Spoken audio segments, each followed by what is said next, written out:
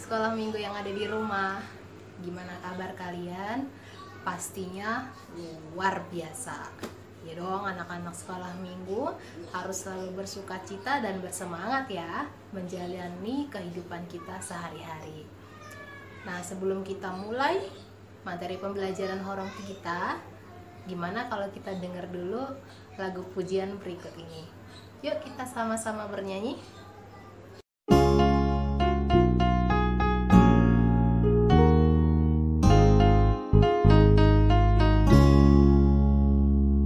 Dengar dia panggil nama saya, dengar dia panggil namamu, dengar dia panggil nama saya, juga dia panggil namamu. Dengar dia panggil nama saya, dengar dia panggil namamu. Dia panggil nama saya, juga dia panggil namamu. Ku jawab ya, ya, ya. Ku jawab ya, ya, ya. Ku jawab ya Tuhan, ku jawab ya Tuhan, ku jawab ya, ya, ya. Ku jawab ya. Jawab ya, ya, ya. Ku jawab ya Tuhan, ku jawab ya Tuhan, ku jawab ya, ya, ya. Nah, kisah kita hari ini tertulis dalam Yohanes 21 ayat 1 sampai 14. Nah, adik-adik sekolah minggu, sebelum itu kakak mau tanya dulu sama kalian. Kamu tanya, apa kalian masih ingat firman Tuhan minggu lalu? Apa kalian mendengarnya dengan bersama, dengan fokus? Lalu apakah firman Tuhan minggu lalu kalian lakukan dalam kehidupan kalian sehari-hari selama rentang waktu 1 minggu ini? Ini berkaitan loh ya dengan tema minggu kita, yaitu menuruti perintah Allah. Ini maksudnya kita harus mendengar dan juga melakukan apa yang sudah Tuhan firmankan kepada kita. Di sini Yesus menampakkan diri kepada muridnya, dan ini penampakannya yang ketiga kali. Kenapa sampai 3 kali sih Tuhan Yesus menampakkan diri kepada murid-muridnya? Emangnya nggak cukup ya 1 kali aja? Nah, di sini Yesus tahu bahwa Yesus bisa membaca hati dan pikiran murid-muridnya. Dia tahu murid-muridnya itu seperti apa. Yesus tahu bahwa masih ada keraguan dan kebimbangan di hati murid-muridnya, bahwa ini loh, saya sudah bangkit. Tapi ada sebagian dari murid-murid Tuhan Yesus, dan mungkin semuanya masih belum percaya bahwa Ia sebenarnya sudah bangkit dari kematian. Di sini Yesus tahu bahwa murid-muridnya itu memang masih bimbang ya adik-adik. Lalu Yesus di sini dia ingin meneguhkan hatinya. Hati siapa? Hati murid-muridnya, bahwa Ia telah bangkit dari kematian. Yesus juga dia punya tujuan bahwa di sini dia ingin kita sebagai anak-anak sekolah minggu itu percaya dan taat kepada Tuhan. Kita percaya bahwa kalian bisa nggak sekarang lihat Tuhan Yesus ada di mana?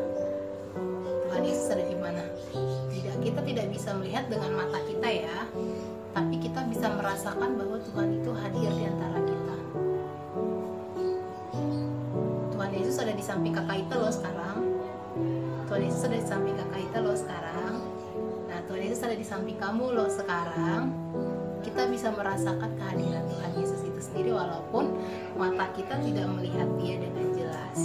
Nah, di sini Yesus ingin selain kita percaya, kita menjadi anak-anak yang taat. Kalian kan sudah dengar nih banyak firman Tuhan. Walaupun kita bertatap muka lewat video seperti ini, kita tidak bertemu secara langsung. Kelas sekolah minggu belum dimulai, kalian belum bisa datang ke gereja. Tapi walaupun begitu, firman Tuhan yang kalian dengar, Tuhan ingin kalian semua menjadi anak-anak yang taat dengan melakukan semua perintah yang sudah Dia berikan kepada kalian.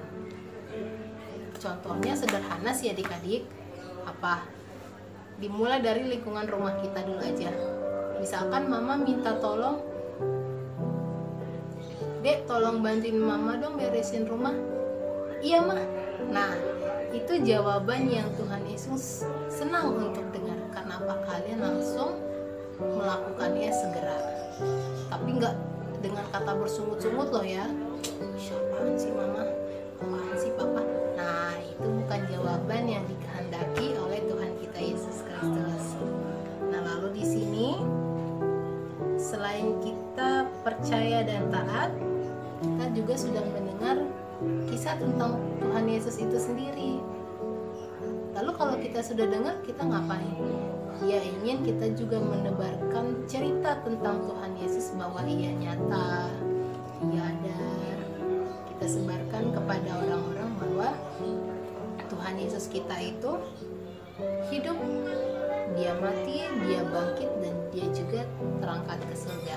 Bukan hanya itu, sebarkan juga bahwa kebaikan-kebaikan yang sudah Tuhan Yesus lakukan buat kita, hidup kita semua, untuk orang-orang di sekeliling kita.